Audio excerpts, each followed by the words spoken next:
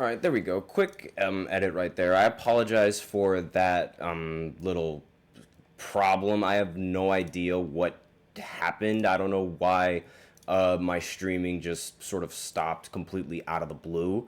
That usually never happens. I apologize for that, and I'm sorry for any of you guys who were tuning in. I have no idea what on earth just happened, but hopefully the stream is back up and running now.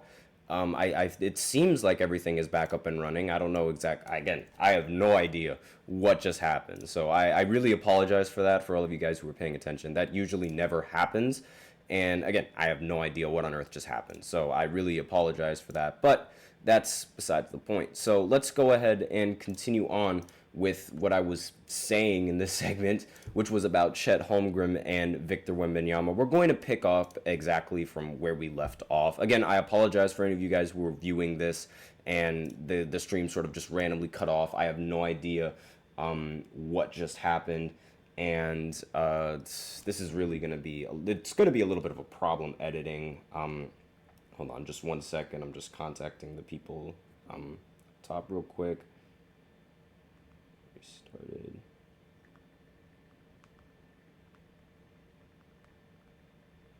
All right. So, anyways, after getting so rudely interrupted by the stream, hopefully that does not happen again. But yeah, so Victor Wembanyama and Chet, they've been a rivalry for the longest time, and they've been playing against each other from the beginning, like when they were on the under 18 team, and then when they were on in the NBA, they were battling for Rookie of the Year. By far one of the most competitive Rookie of the Year battles recently, and one of the more exciting ones. Like, a lot of people, they thought Victor was going to win up until Victor outplayed Wembanyama. The stream was screwing up, and so am I. Good lord. Victor Wembanyama, he ended up outplaying Chet, and that sort of like close any arguments that Chet had for winning Rookie of the Year over him. But now at the start of this season, Chet Holmgren, he vastly outplayed Victor Wembanyama in this matchup. So, like I said before, 19 points, 7 for 10 from the field, 3 for 3 from 3, ended with 5 rebounds, 2 assists, 2 steals, and 2 blocks as well.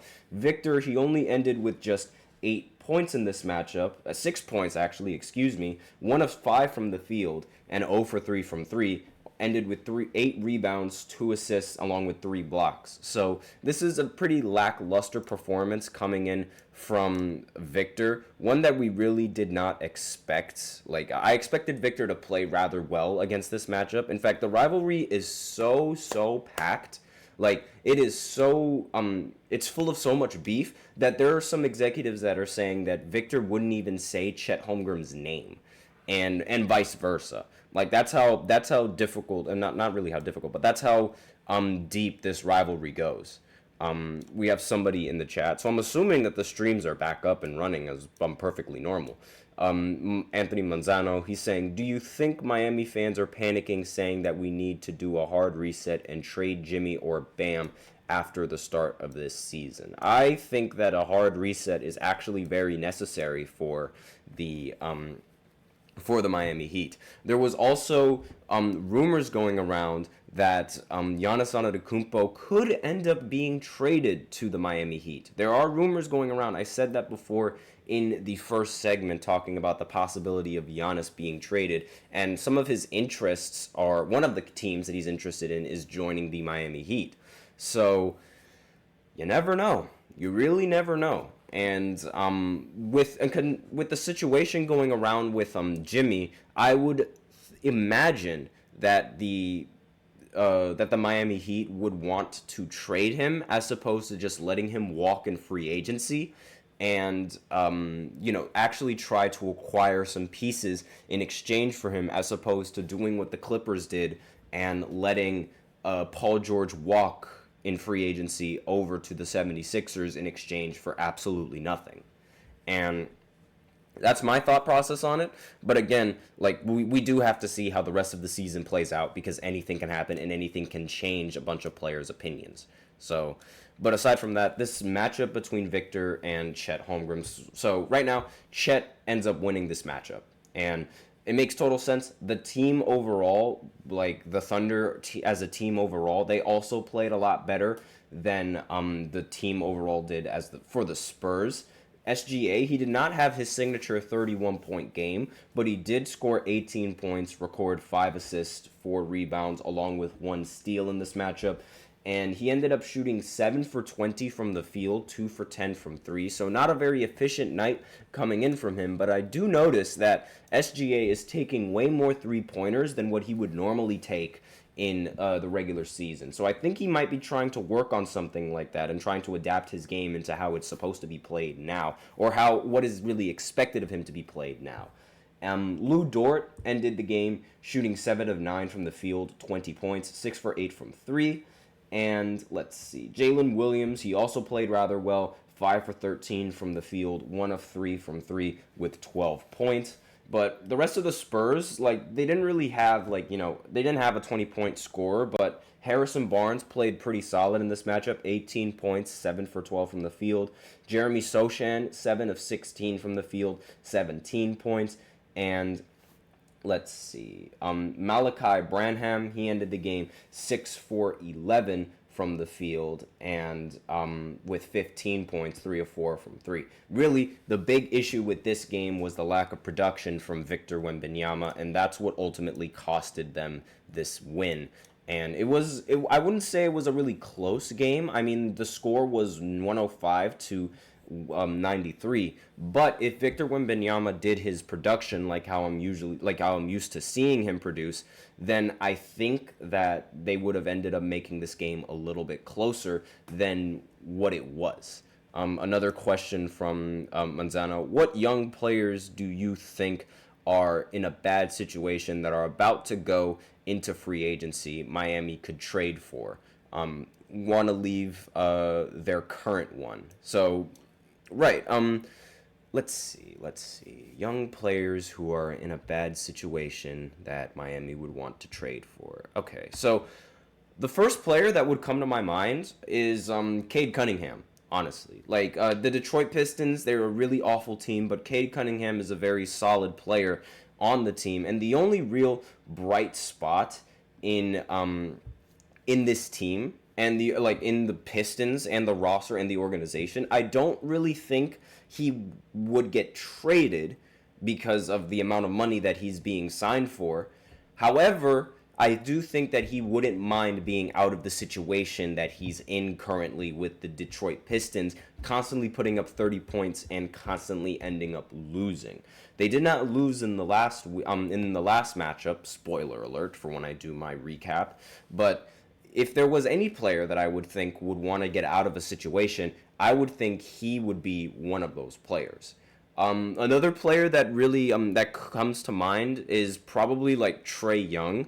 I don't think that the Hawks, again, this is just like, players that are trying to get out of their situation and players that might want to get out of their situation just based off of how it's been going for them in the situation that they're in. I'm not entirely sure whether or not the Hawks are going to be keen on trading away Trae Young given having Zachary Rasacher and trying to rebuild around him, but I don't think he would be opposed to getting traded because Trae Young, again, is a player that wants to win. It doesn't matter where he's playing. He just wants to win and be part of an organization that wants to win as well.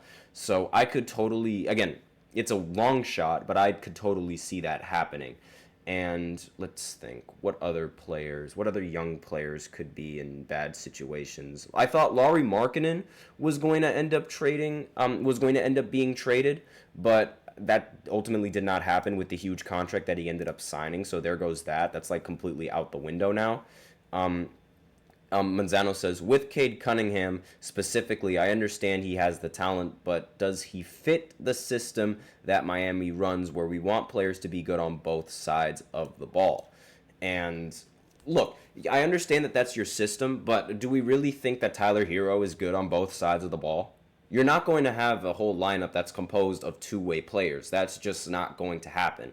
Now, if you have a player that is really, really solid on one side of the ball, then that's okay because you can have several other players come off the bench and play defense like the way that you want. Even with the amount of point guards that he says, he continues in the chat, they have on their roster, how about trading for one of the point guards from Portland? That is another option that I could see happening. I mean, Fernie Simmons is a pretty good guard on the Portland Trailblazers. That could be an option, but again, you were talking about a guard that was solid on both sides of the floor. I don't really think a Fernie Simmons is solid on both sides of the floor, but he is a very solid offensive option. So I could see that happening. Again, I really feel like at the point guard spot, you do need a player that can facilitate and a player that can run the offense to the best of their ability.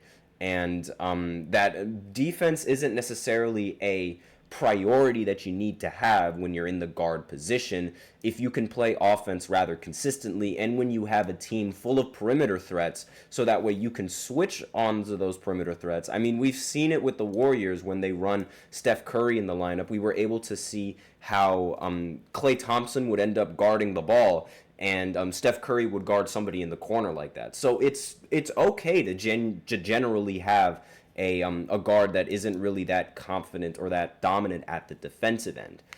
He agrees with Tyler not being good on defense, but it's the limitations that he has physically that is the reason why he is okay on defense. Sacramento would trade. He's asking, do you think Sacramento would trade De'Aaron Fox because they just drafted multiple guards in the last draft? I don't think so.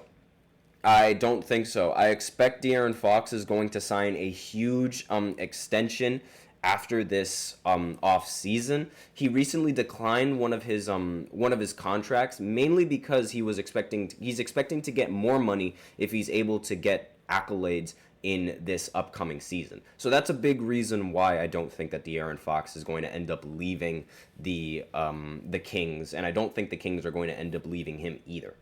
But that's all that I have for this third segment. So now I'm going to go ahead and go into the fourth segment where I give my quick recap. We are running low on time because of the issue with the stream that I had a few minutes ago. Again, I apologize for that. I can't really control that.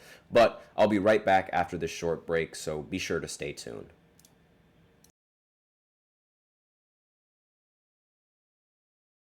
For the best and latest podcasts available anywhere, go to the podcast app on your cell phone and type in GSMC to access free content-rich podcasts on health and wellness, book reviews, sports, entertainment, relationships, social media, movies, technology, finance, and even weird news. Subscribe and download the GSMC Podcast Network's family of shows, available everywhere podcasts are found.